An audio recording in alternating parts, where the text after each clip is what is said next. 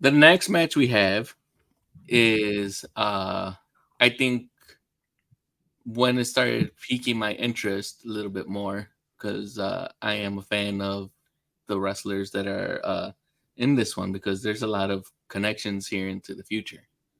We have Nikolai Volkov Ah, with the Iron Sheik, Iron Sheik. managed by Classy Freddie Blassie, versus the champions known as US Express, which had Mike Rotundo, not Rotunda, Rotundo, as he was going at the time, such and a Barry weird, Windham. weird decision. They changed Yeah. one letter of his name. Like, no. Rotundo's not going to work. And You they're think just that like, was I've Vince? got it. You're Mike Rotundo. What? Do you think that was a Vince or a Vince hang up, or do you think that was more on Rotundo, Mike? I don't know. I will assume all dumb decisions are Vince decisions, although that's more now than back then because he was a visionary. Let's be honest. Oh yeah, we Yeah. wouldn't be here talking about Yeah, anything sports entertainment absolutely. wise if it wasn't for this gamble that Vince took. Yeah, he's just old and out of touch now, and for the Yeah. last 10 years. Wow. So the reason why I say that this is not only like a match that pretty much touches everything. Oh, their that- progeny. Yeah. So- Well, besides the progeny, we had Classy Freddie Blassie in here, who ends up, training or holding on, but training other. But Nikolai was actually one that actually trained in one of the Stu Hart dungeons Mhm. at one time, and so did the Iron Sheik. Before they Nikolai was actually born in Yugoslavia and then eventually emigrated to Canada, where he got into wrestling. The Iron Sheik was born in Iran, and He was an Olympian. he was an Olympian Wow. during the 1968 I remember Olympics in that. Mexico. One of Yeah. his teammates gets killed, Oh, Oh, and he's like, "Yeah, I need to get out of here." So then he immigrates to the United States and then finds wrestling and goes off to Stampede Wrestling, where he gets under the tutelage and training under the Heart Dungeon, which leads us to all the Hearts that we have today. all right. Bret Hart, that's what I was gonna ask. Okay. Owen Hart, and He's not with us JD today, Anvil, Carlos. Neidhart. No, No. unfortunately, he would have been like, I think 110 or something like that if he was still with us. But he had Jim the Anvil Neidhart, which is father of Natalia Yes. Neidhart. Wow. Sheik also trained in Minnesota and was part of that crowd with he trained with Flair. Yeah. Yeah. So So he all those Minnesota AWA wrestlers.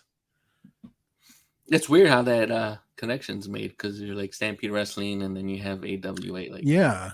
Well, it's so regional back then. And I kind of miss that. I like how AW kind of has that feel, but with better production values. mhm. So, but yeah, I do miss it where, when you would say Texas wrestling, that was a thing, that was a style, it was all about Von Erichs. Yeah. Minnesota right. wrestling. Yeah. Yeah, every region pretty much had either a family or families that primarily composed of Yeah. that particular region. So can you talk about the difference between these, like a Texan style versus like a Minnesota style? Yeah. I would say the Minnesota style was more technical because you had real trainers doing like Olympic level stuff. So that's why you got like the Ric Flairs out of it. Texas, was Fritz von Erich's territory, and it was all about his sons. And they were more about the personality and showmanship. They were the first guys to use real songs as entrance music. So Kerry Von Erich, he was the modern day warrior. So he used Rush as his entrance music. The Fabulous Freebirds, they obviously had Freebird. But yeah, who did they have? Oh my God. Bruiser Brody. He had Led Zeppelin, Immigrant Song, as his entrance music. So they were the first guys to up the showmanship of wrestling. So instead of something that took place in a bingo hall where it looked like, all dusty and looked like there's sawdust on the floor, they started being better with lighting and music. So And Vince took that to another level. He saw what those guys were doing, and then that's how we have WrestleMania. Wow. Florida was about, they did some weird storytelling in Florida, which was Dusty Rhodes booking. They had a guy named Kevin Sullivan. He would do all kinds of, this is back when people were afraid of Satanism, when they thought that was a thing. So they had Kevin Sullivan being like a satanic cult leader as his gimmick. So yeah, they did some weird stuff there. That was a lot of fun to watch. Wow. Oh, speaking since we went down this little thing about music. Yes. The thing that I was shocked until when we got into the Junkyard Dog match was there was no music for the wrestlers until we got to the Junkyard Dog. Was he the first guy He was the first guy in this pay-per-view match that actually had music before he came out to the ring. Nice. So I was like, I wonder why that happened, especially since it wasn't the Queen song. Right. Cost? I don't know. So with this match, it runs about 7 minutes because of interference by the cane being used from Classy Freddie Blassie. And then we have new tag team champions of the world, Nikolai Volkov and the Iron Sheik. Now, Maria, who were you rooting for in this match? Are we doing a drum roll? Where are your sound effects? Iron Sheik. The Iron Sheik. Do we count Nikolai as theme music? No. They probably should have had him sing the national anthem instead of Mean Gene. Like he had some type of disguise, and then he changes into his Russian garb. He had time. What did you think of all four of these guys, Maria? Because I think all four of these guys could work, and that's why this is the match that really grabbed my attention, and I was kind of disappointed that it only ran for 7 minutes, and then it had such a. It's not a cheap ending, but it had such a I guess deflating, because you would really like a real clean win instead of having some type of foreign object being used. But it makes sense. Foreign object. Foreign object. What was the foreign object? The cane. It's not technically an object that's used in the ring, so anything out of it's called the foreign object. So objects to be used in a ring, chair. No. Yes. That's not considered a foreign object. I don't know why now. Yeah. Chair, but what wouldn't be technically considered a foreign object is you using someone's head to ram it on the turnbuckle. Oh wow. Because it's part of the ring. Part of the ring. Brass knuckles. Yeah. Brass knuckles. Some wrestlers would hide like brass knuckles in their trunks, and then That's why sometimes when you're seeing the ref checking out these wrestlers and patting them down, it's supposed to be because of that. They don't do that anymore these days, yeah? No, they don't. Bring it back. Yeah. Like, come on, Ref Aubrey, pat me down.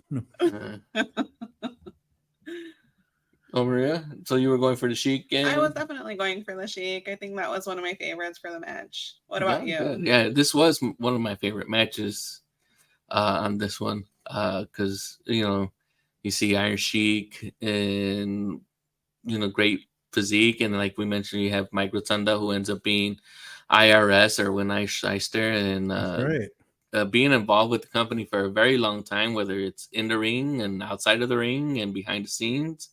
And not only did he love the company so much, he decided to give Vince a couple of his kids to go along with it. We wouldn't have. They both did, both him and Wyndham. Yeah. I do have a question. Do you have any comments about Lil Albana? Because he had piercing, the rubber bands, and in his face, and that was a question mark for me. I'm like, is there a story behind that? And I missed when did he shave his beard? Was he shaven? He was clean shaven. I can't picture that. Yeah, he just had his relaxed hairstyle with all the extra oil and everything, but he was clean shaven, and I was like, why is he not in his beard? Right. I think he was just supposed to be a weirdo, Maria.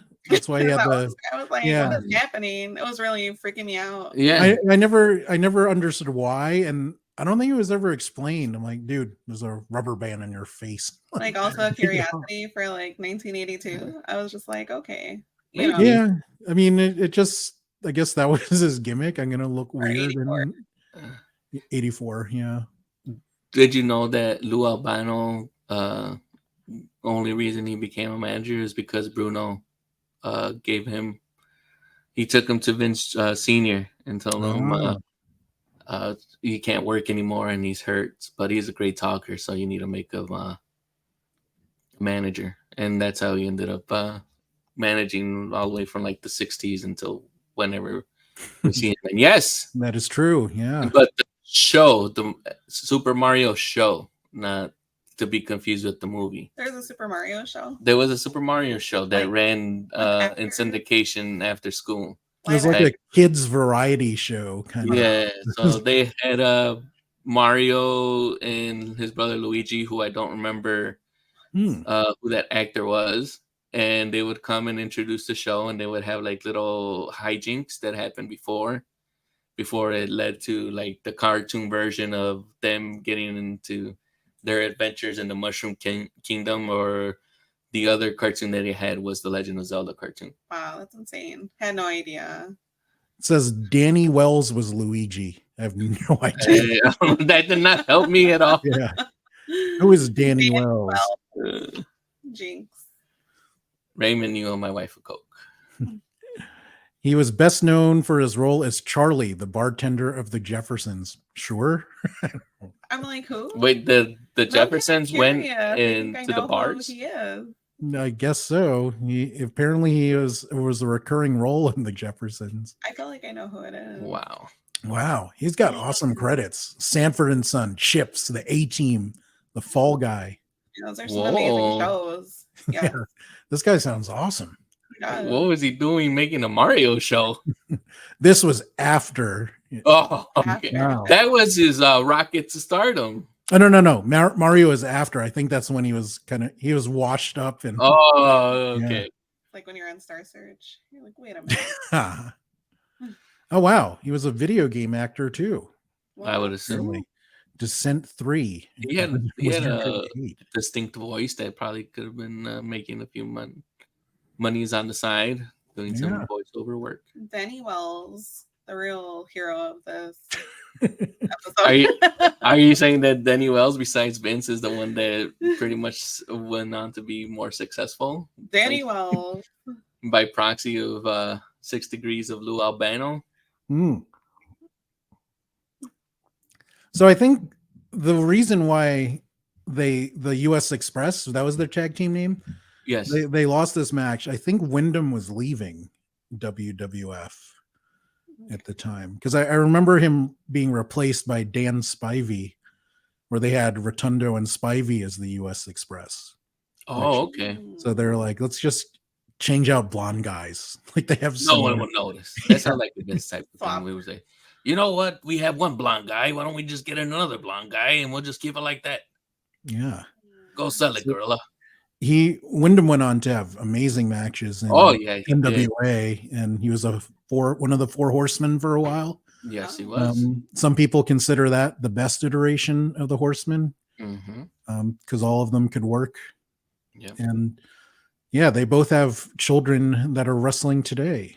And they are One is known as the Destroyer of Worlds, Of Bray worms. Wyatt. Of Worms. The story of That's- worms. That was the Boogeyman who actually had a birthday yesterday. Oh wow! what? But His brother is also in there. and he's your favorite. Do you believe what I'm telling you? Guys, that's what I'm wondering. This is a real question. Yeah, Guys, believe. I think isn't he like selling real estate now or I was something? He is selling real estate, but I believe he was brought back as Uncle Howdy. Yeah, and that went nowhere. Then went nowhere because Bray had to take a break. He got hurt, and I guess rumor is that he's not feeling the character because it reminds him of oh my god, Brody Lee. Oh, I was a real big fan of Believe. I liked his crowd or his entourage, how he came in. Very exciting. So I was Yeah, disappointed when he was gone. Yeah. I was that happens surprised. a lot. Like these people get over in NXT, and then when they bring them up to the main roster, the new writers just don't know what to do with them, and it's disappointing Yeah. I mean, because I it was happens too much. Definitely. And I think it's happening a lot more right now with the way that we have HBK and Road Dogg running things over there. But that's a show for another time. Yes.